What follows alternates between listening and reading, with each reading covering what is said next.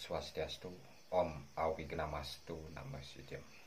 Semoga kita semua dalam keadaan sehat dan damai di hati selalu. Kali ini saya hadir dalam kehidupan sehari-hari. Hindu di Bali mempergunakan Banten atau prasadam disertai berbagai sarana dan prasarana lainnya sebagai niase atau lambang utawi simbol ketika memuja Dewa Siwa. Banten bukanlah sajian yang disediakan atau disajikan untuk disantap oleh para dewa atau dimakan oleh para buddha kala. Banten menurut lontar Yadnya Prakirti merupakan lambang dari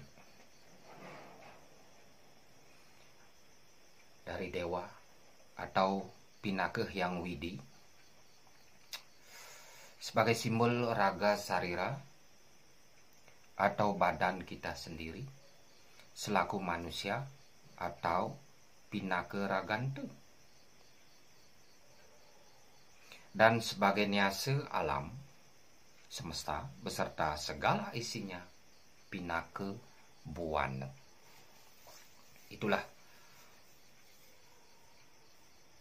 kita umat Hindu mempergunakan Banten atau prasadam atau prasarana. Begitulah tujuan kita.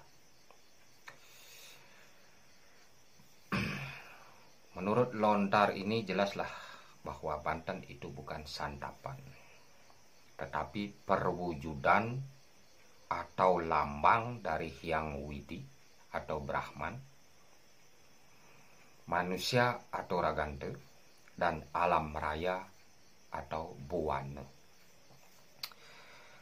Penggunaan niase atau simbolis ini dimaksudkan agar Tri Pramana, Bayu, Sabda, dan Idep, umat manusia menjadi lebih terpusat kepada Hyang Widi.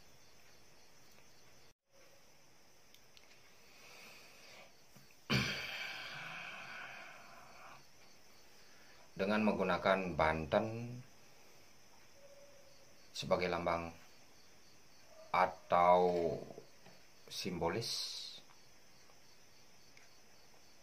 agar kita di dalam melakukan persembahyangan terpusat kepada satu titik, ialah ide Sang Hyang Widiwasa.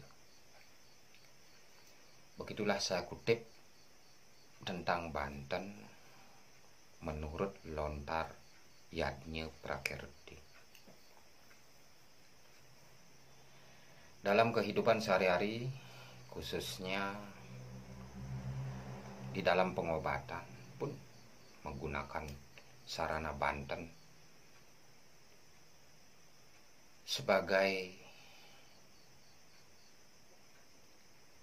titi atau jembatan untuk menghubungkan diri kepada Yang Maha Kuasa atau ide Sang Hyang Widiwasa, sebagai rasa syukur bahwa permohonan kita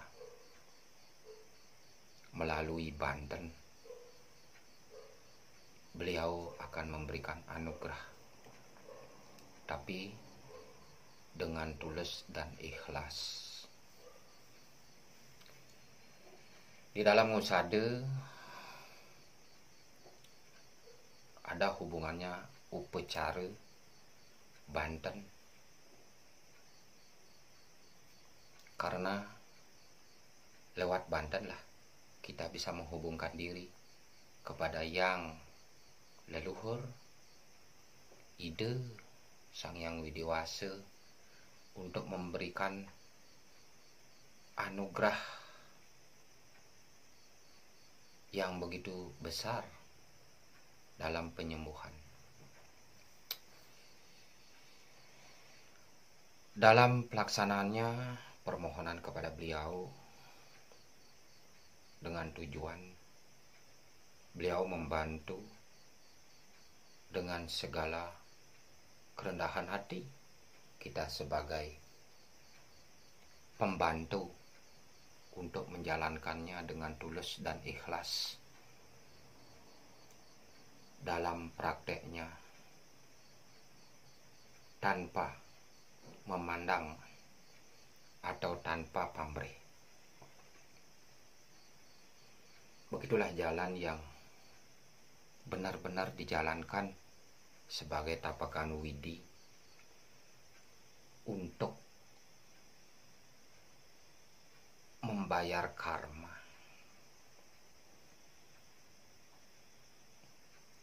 Beliau yang leluhur menunjuk seseorang untuk menjalankan tugas sebagai pengobat. Kalau di Bali biasa kita sebut dukun atau balian. Menyandang gelar sebagai dukun atau balian di Bali bukan sekedar main-main atau hobi.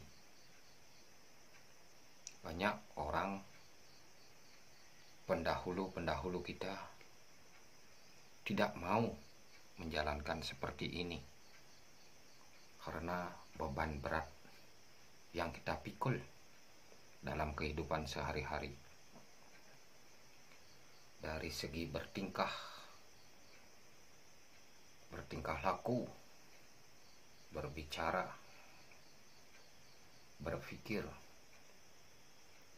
harus dengan pertimbangan-pertimbangan khusus dan tidak berbohong, jujur, keikhlasan diri, ringan tangan untuk membantu. Itulah yang diharapkan oleh para leluhur kita. Dengan segala kekurangan, beliaulah yang mengisinya.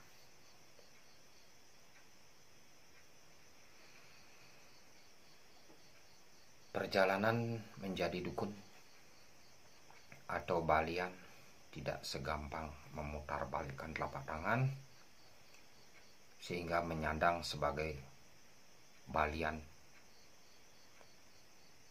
melalui tahapan proses pembersihan diri yang disebut mewinten, membersihkan jasmani dan rohani. Dalam tingkatan-tingkatan kehidupan, di dalam membantu orang yang sakit,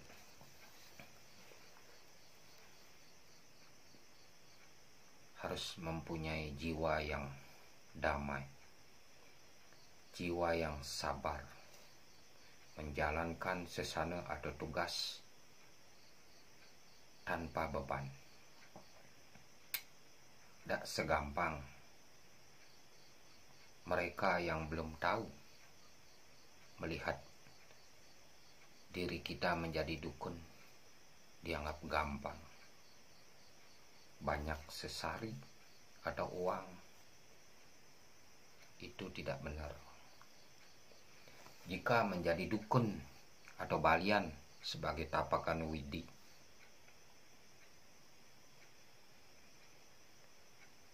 saya diajari menjadi tiwas, kejujuran, keikhlasan, itu yang utama. Kosong. Karena apa? Kita tidak menarget. Jika itu dilanggar, beliau yang maha kuasa, yang leluhur kita, akan murka kepada kita dan mencabut anugerah yang diberikan kepada diri kita. Itulah bisamu. dari beliau atau hukuman dari beliau jika kita melenceng dari hal-hal dharma atau kebaikan.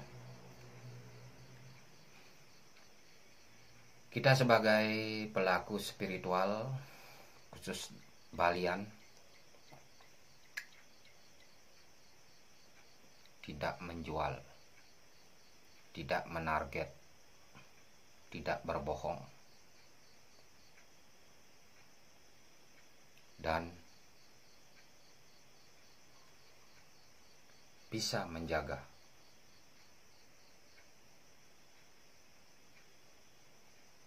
dan merawat si pasien sampai si pasien menjadi sehat. Itu merupakan suatu tanggung jawab. Di balik itu, resiko-resiko yang begitu berat dalam menjalankan tugas. Musuh secara gaib banyak sekali. Bukan puluhan, bukan ratusan, bahkan ribuan. Astungkare, dengan ketulusan kita dalam menjalankan tugas yang dibebankan oleh leluhur,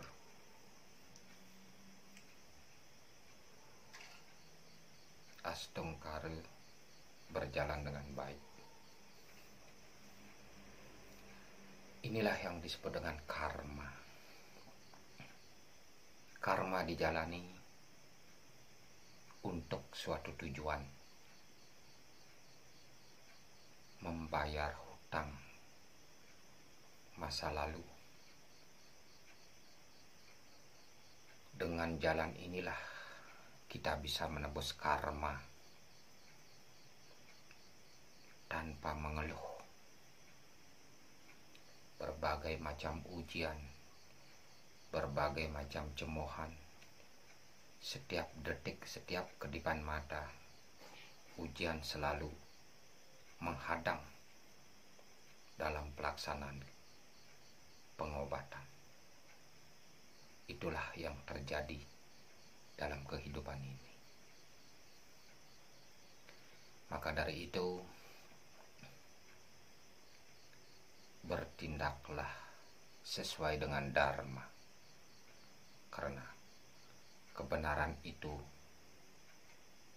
yang kita jalankan, biar kita terbebas dari karma-karma buruk di dalam diri kita. Semua yang saya laksanakan bukan untuk kemewahan. Saya hanya dapat poin-poin bagus yang suatu saat saya dipanggil sama Yang Maha Kuasa. Itulah yang saya bawa sebagai bekal di alam sana. Terima kasih atas perhatiannya. Semoga tercerahkan.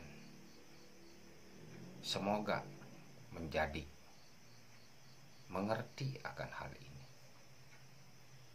Suksema atau kaki yang lingsir ganda mayu, ide betari yang leluhur, ide betari penembahan, betari siwa, ide betari dalam Rajapati, ide betari yang guru sudah memberikan jalan yang baik, menunjukkan jalan yang terang untuk menjalankan tugas dengan tulus dan ikhlas. Terima kasih atas perhatiannya. Saya sinap untuk para mesanti. Mesanti, santi, santi.